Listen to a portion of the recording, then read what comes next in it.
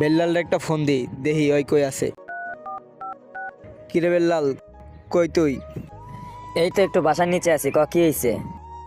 তোরা চালু চালু করে ছাদে আয়, ভাই জানি কি হইছে, ভাই একাই বসে আছে। আচ্ছা ঠিক আছে, তাহলে তুই সাথে থাক, আমি আর শাহিনা আইতাছি। আচ্ছা ঠিক আছে আয়। কিরে কি হয়েছে? ইয়াসিনা তো চালু চালু ডাকলো কি লেগে? চল তো দেখি। আচ্ছা ল যাই।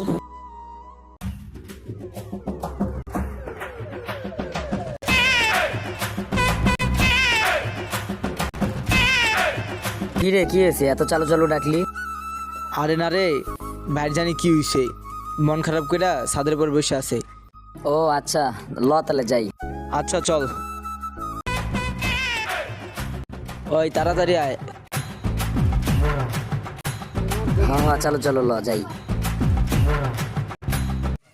ভাই আসসালামু আলাইকুম। ওয়ালাইকুম আসসালাম। ভাই কি করেন না একা একা বইসা? কে আমি? হ ভাই। ও না, বয়ে বয়ে ঘরের ঘাস কাটতাছি। আরে ভাই সত্যি এরকম তো? আপনার কি হইছে? অনেকক্ষণ ধরে দেখতেছে আপনি মন খারাপ করে বসে আছেন এনে। না না না, কিছু হয় নাই, এমনি ভালো লাগতেছে না। তোরাই না আইসিস কি লেগে? যা যা বাসায় যা। না ভাই আপনি সত্যি কথা না কইলে যেতে যাবো না। কিরে তোরা যাবি? না না আরে তেমন কিছুই না, আসলে চাকরি বাকরি নাই তো, এই জন্যই একটু ভালো লাগতেছে। আর বেকারত্বের জীবনটা ভাই অনেক কঠিন। এখন তোরা ছোট ভাই মানুষ, তোদেরকে কি বলবো? আরে ভাই ফাও টেনশন করেন না, রিজেকের মালিক আল্লাহ। আল্লাহ যদি চায় তাহলে আপনার কালকে চাকরি হয়ে যাবো। ফাও টেনশন করেন না, চলেন বাসা জায়গা।